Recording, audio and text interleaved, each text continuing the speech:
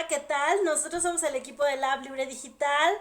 Mi nombre es Nayeli Hidalgo, me acompaña Mane Ortiz. Los invitamos a quedarse en nuestro espacio InfoLab. El día de hoy hablaremos de sexting.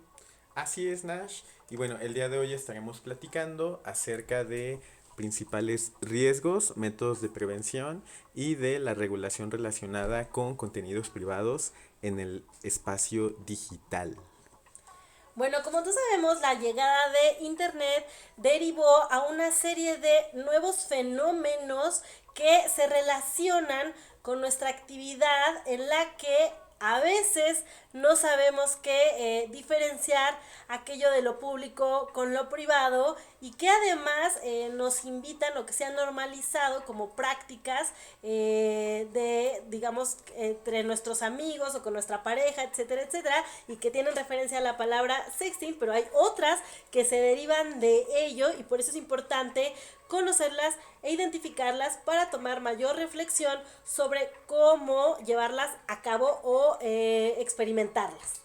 Así es. Y bueno, ahorita que veamos lo del meme, esto también tiene que ver mucho con una tensión entre lo público y lo privado. Tenemos la esfera de lo público, que sería aquello que pues hacemos en lugares públicos, ya sea también hablando en el sentido físico como en el sentido digital. También lo referente a lo privado, que sería lo que haríamos en la intimidad. Y como estas dos diferentes ámbitos o áreas no solamente se oponen por ser opuestas o contrarias, sino que también se complementan, dando realidad, o más bien dando origen a una relación muchísimo más dialéctica que solamente de oposición. Y bueno, vamos a empezar por definir algunos conceptos importantes que en este caso son parte de una infografía que ya hemos previamente compartido en nuestras redes de la Libre Digital. Bueno, vamos a empezar por la palabra stalkear, que su significado es acechar o acosar de manera compulsiva a una persona a través de sus redes sociales, pero sin que se dé cuenta. Ejemplo, como lo veíamos en la imagen de la primera diapositiva con meme, cuando tengo un crush y quiero saber todo de esa persona, pues me meto a sus redes sociales para investigar qué le gusta, cuál es su película favorita, dónde ha visitado, quiénes son sus amigos, etcétera, etcétera. Así es, también tenemos la palabra de pack, que es una traducción de la palabra inglesa paquete. El pack es un paquete de contenidos de índole íntimo que pueden ser tanto eróticos como sexuales de una persona, que ya sea que esa misma persona las crea o que bien otra persona se las toma. Pueden ser sobre todo fotografías, pero también pueden ser videos. Tenemos después la palabra doxing, que guarda mucha similitud con la palabra stalkear. Sin embargo, en el doxing lo que hacemos es investigar, recopilar esa información privada de alguna persona sin su consentimiento y la difundimos.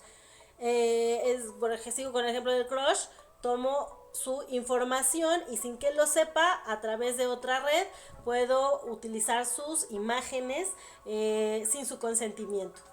Así es. También tenemos este otro concepto que es el sexcasting, la combinación de broadcasting y sex, que en este caso sería la grabación o en dado caso la transmisión de actos eróticos o sexuales mediante una webcam. Aquí ya solamente sería pues webcam. Pero esto tendría fines de la divulgación o en ocasiones la comercialización. A veces este tipo de videos, dependiendo de qué tan legales son, pues pueden también terminar en la deep web. Y bueno, seguimos con sexting, que es el nombre de nuestra charla.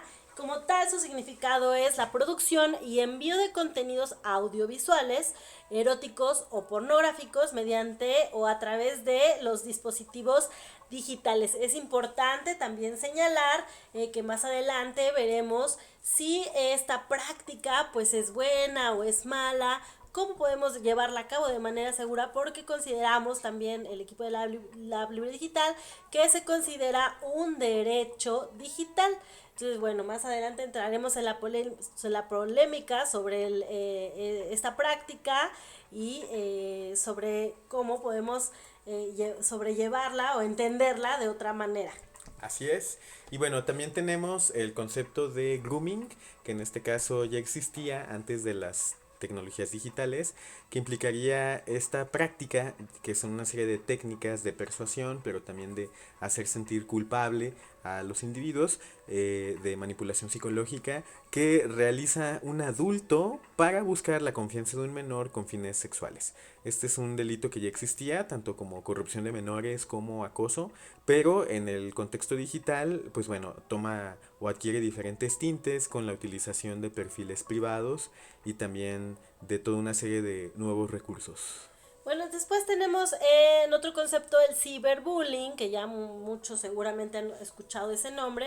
Pues la definición como tal es simplemente el acoso psicológico entre iguales a través de las plataformas digitales o los medios digitales. Ahí me gustaría que Man nos hiciera una diferencia, que nos explicara la diferencia entre abuso y acoso. Así es, cuando nosotros hablamos de ciberbullying, que la traducción sería en este caso acoso, hablaríamos de serie de actitudes negativas, de utilización de estas imágenes muchas veces íntimas entre iguales, como por ejemplo pudiera ser compañeros de clase o compañeros de trabajo.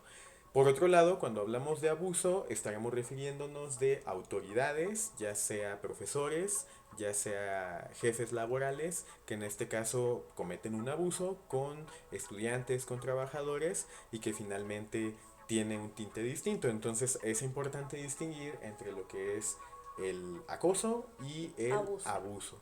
Y bueno, también tenemos otro concepto relacionado a esto que sería la sextorsión, que es la unión de extorsión y sexo, que sería el chantaje o la amenaza bajo la acción de difundir un contenido sexual o íntimo, también puede ser erótico de una persona, a través de medios digitales. Y bueno, esta ha sido una problemática muy importante que actualmente ha derivado incluso en la legislación que tenemos actualmente, conocida como Ley Olimpia. Y bueno, aquí en Lab Libre Digital también nos interesa sobre todo hacer una explicación de la relación entre estos fenómenos. Tenemos del lado izquierdo aquellos fenómenos en tono más azul que son un poco más, no implican mucha problemática porque son fenómenos que no necesariamente implican ilegalidad o abuso de otra persona. Es decir, una pareja, un individuo pueden hacer sexting, pueden hacer sexcasting si se trata de un acto consensuado, si se trata de un acto hecho a conciencia y con una privacidad de datos. También tenemos lo que es el stalkeo, que como tal no es una actividad ilegal, pero que como lo vamos a ver en esta relación, pueden derivarnos o relacionarse con estos otros fenómenos que ahora sí ya son ilegales y aparte tienen un daño a otra persona.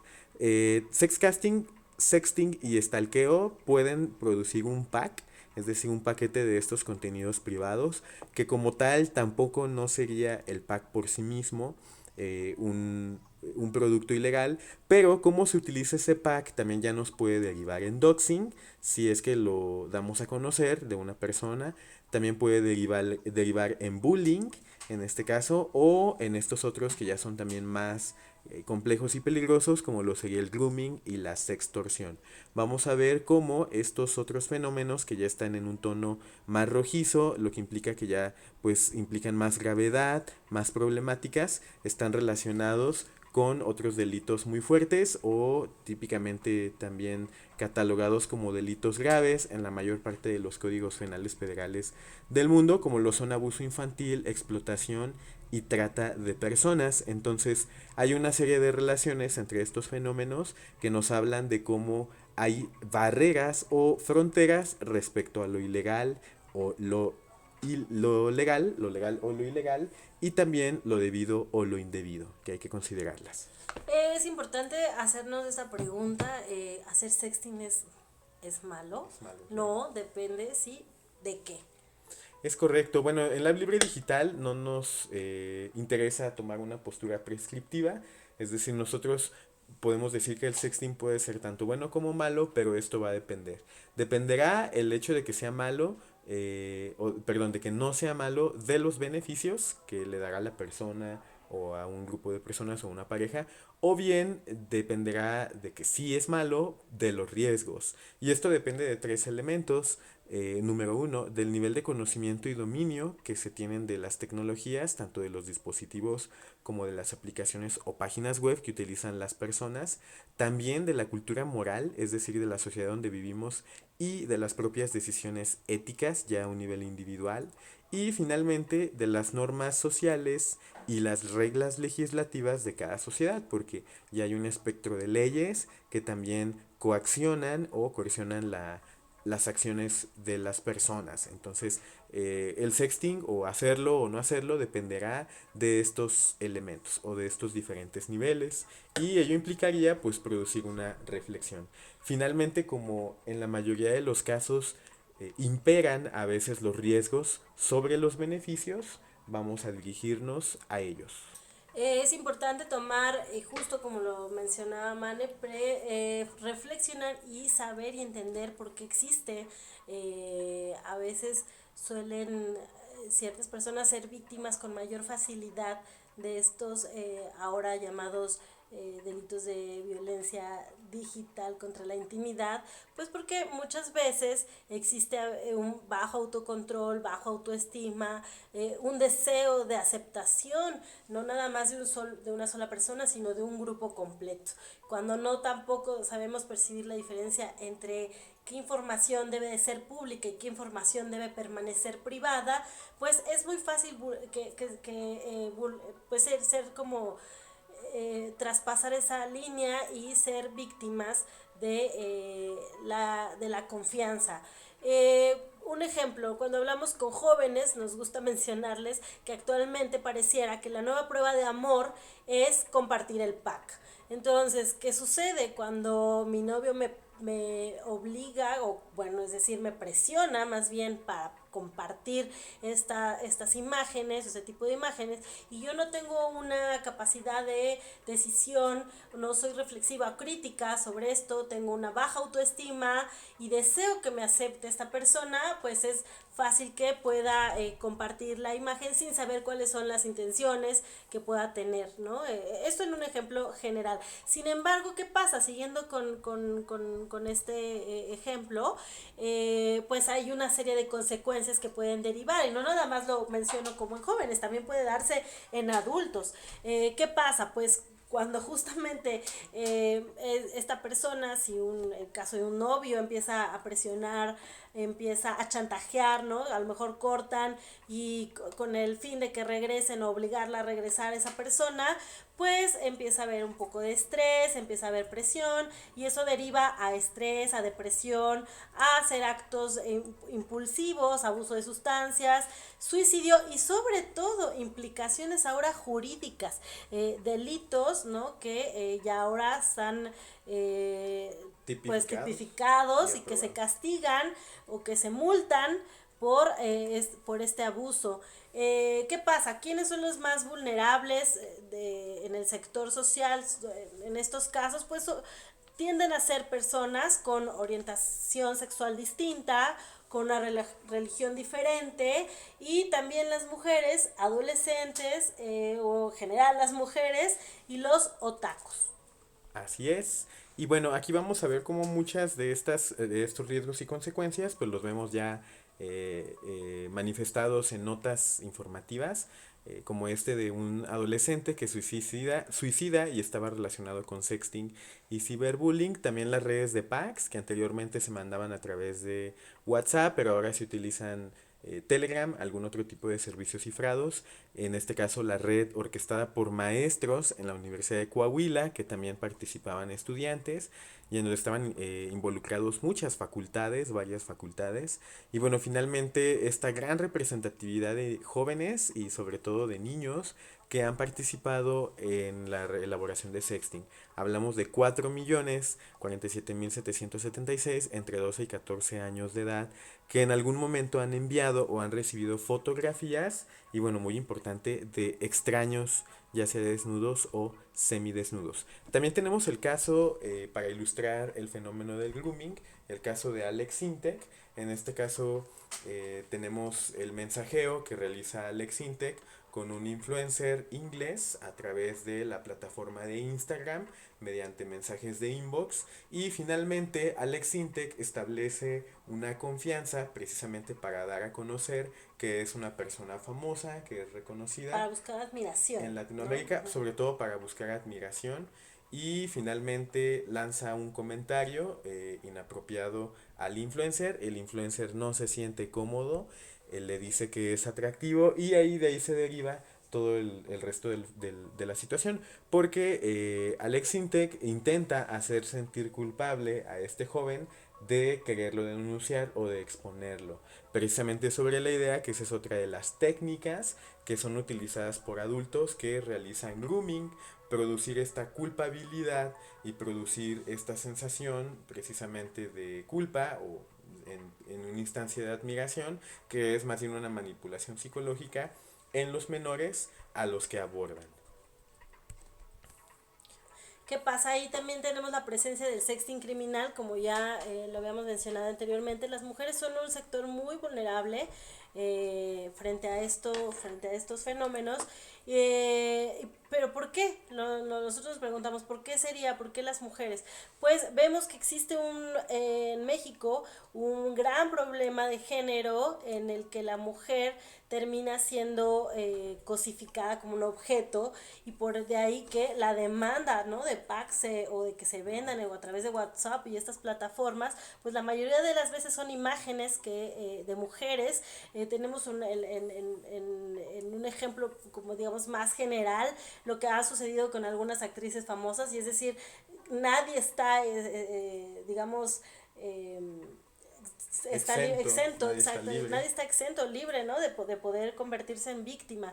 Tenemos el caso de Jennifer Lawrence, Catherine Bell o incluso Scarlett Johansson en alguna ocasión terminaron siendo expuestas sus imágenes que compartieron a lo mejor con su pareja y que fueron hackeadas.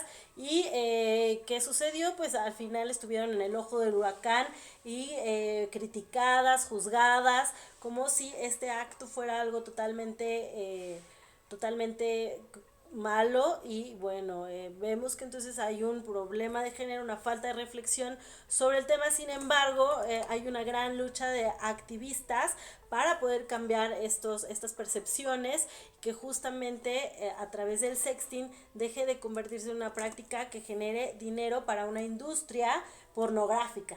Así es. Entonces, vemos que hay mucho trabajo por delante, pero también es importante hacer ese señalamiento. Así es. Y bueno, hemos llegado a nuestra parte o sección de prevención. Ya establecimos conceptos esenciales. También hablamos de riesgos, de consecuencias y bueno, cómo prevenimos y qué, a partir de qué. Nosotros planteamos tres niveles de reflexión esencial. El primero tendría que ver con el control sobre las imágenes que estamos compartiendo. Es decir, se trata de un control compartido, sobre todo considerando que las personas y las relaciones pueden cambiar, pero que también en ocasiones no creemos que una persona es capaz de hacernos daño, y finalmente esto puede modificarse a través de que termine la relación o pase cualquier tipo de, digamos que de dificultad o de animadversión entre las dos personas. Otra reflexión es tomar en cuenta que cuando nosotros compartimos un contenido en internet, podemos perder el total control de ello. En el momento que nosotros subimos una imagen a una red social, no sabemos hasta dónde puede terminar, ¿no? Es decir, la distribución de la información digital es totalmente incontrolable. Y hay que pensar que cuando todo lo que está en internet es totalmente hackeable. Entonces, eso es importante tenerlo siempre a consideración y saber reflexionar, pues tomarlo en cuenta cuando buscamos practicar sexting. Y en otra aportación, pues también saber y entender que una imagen puede aportar muchísima información. Por ejemplo, si tengo un tatuaje, envío la fotografía y yo ya exhibí esa fotografía del tatuaje en otra red social, pues fácil que alguien me pueda identificar, ¿no? Y bueno, no nada más en el caso del sexting, sino en otros puede funcionar o puede servir como una carnada para otros grupos delictivos que hacen o practican ciberdelitos. Así es, también hay que preguntarnos si cuando estamos ya sea creando, mandando o difundiendo cualquier tipo de sexting o de pack o de producto íntimo, estamos incurriendo en algún delito.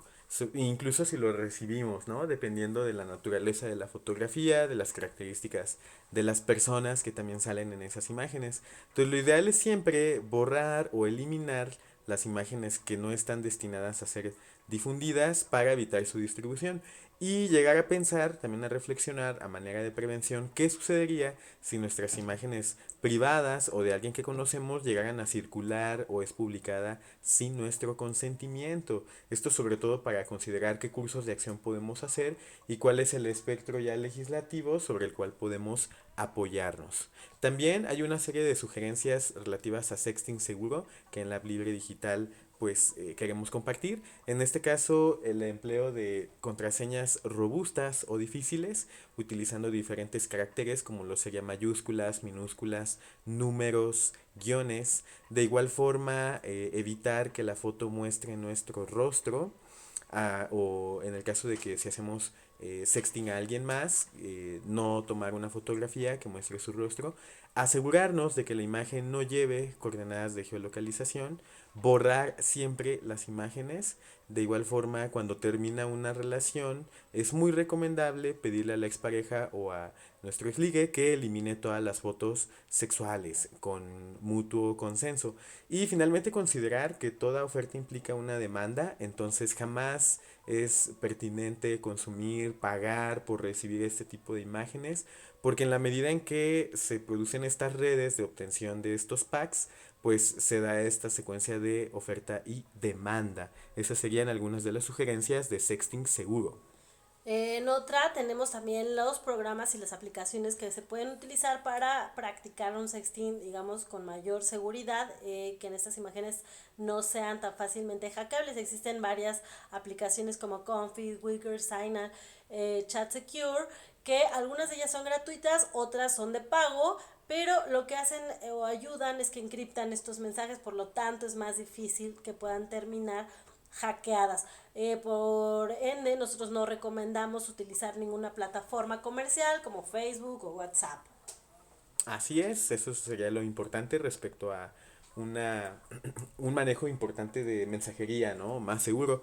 Y bueno, hemos llegado a la parte final de legislación, que es una de las partes también muy esenciales en nuestra charla de Infolab.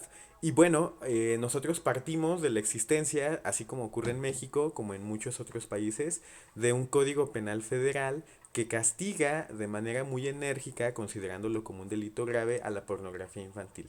Y bueno, tenemos aquí la procuración, obligación, facilitación e inducción de cualquier medio o por cualquier medio para la realización de actos sexuales o de exhibicionismo con el fin de videograbar, fotografiar, filmar, exhibir o describir a través de redes públicas, privadas o de telecomunicaciones. Entonces, en este caso vemos como el delito de pornografía infantil ya está identificado como un delito grave, pero esto solamente es aplicable a los menores de edad en el sentido de la difusión de estos contenidos o lo que tendrá que ver ya con mayores de edad con la violencia digital. Y para eso es muy importante hablar de la ley Olimpia. Bueno, la ley Olimpia es una ley promovida por Olimpia Melo, Olimpia Coral Melo, que es una persona de Puebla que sufrió justo de violencia digital contra su intimidad por parte de una expareja. Y bueno, con ello, al verse sumergida en este dilema, pues lo que ella hace es afrontarlo de una manera muy propositiva, creando o generando una reflexión y conciencia sobre sobre cómo se invade, ¿no? con la intimidad a través de las herramientas digitales, y propone crear la ley Olimpia, que busca justamente tipificar y castigar o multar estos delitos digitales. Como nosotros vemos en el mapa, pues ya gran parte de lo que está ahí en morado son los estados que ya tienen aprobado o que aprobaron esta ley, y en verde son los estados que estaban cerca de aprobarla, pero al parecer ya entró en vigor.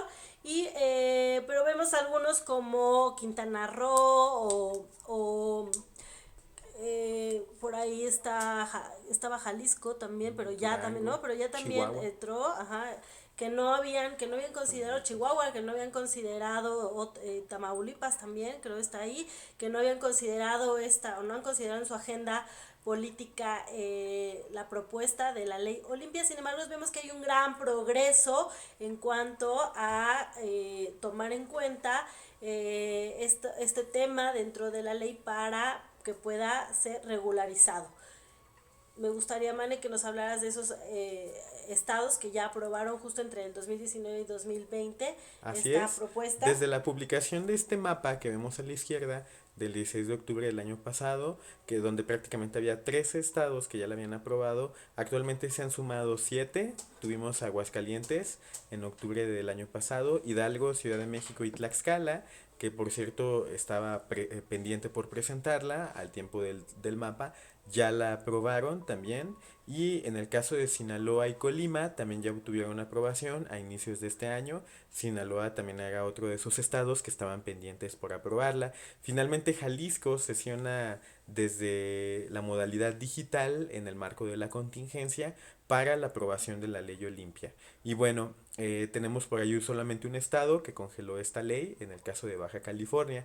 Hay que considerar, Nash, que en la medida en que más estados, ahorita ya hablamos de 20, estén aprobando esta iniciativa, que obviamente es un producto del trabajo del Frente De sororidad. de Sororidad, Frente Nacional de Sororidad, en el cual colabora Olimpia Melo, producirá que finalmente se pueda reformar el Código Penal Federal a un nivel ya, nivel país, y hacer castigable este tipo de delitos desde el nivel federal, como ya ocurrió en otros países como España. Entonces vamos en ese proceso y creo que es parte de el reconocimiento de estos derechos Digitales. digitales. Bueno, en el caso de Querétaro, en junio del 2009 entró en vigor esta ley impulsada por este frente y propuesta por el diputado Miguel Ángel Torres Holguín.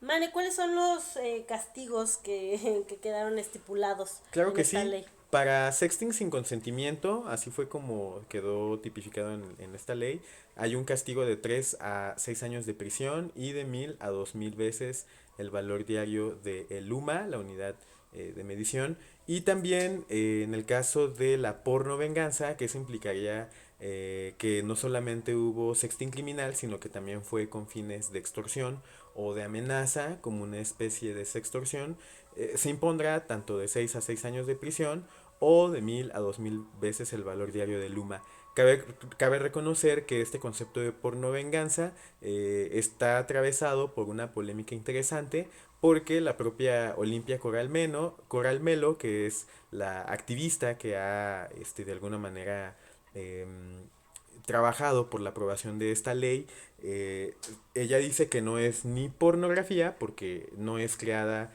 esta imagen o estas imágenes con fines de producción y de comercialización de la industria pornográfica, y que tampoco es venganza por el hecho de que no serían actos que impliquen un castigo moral.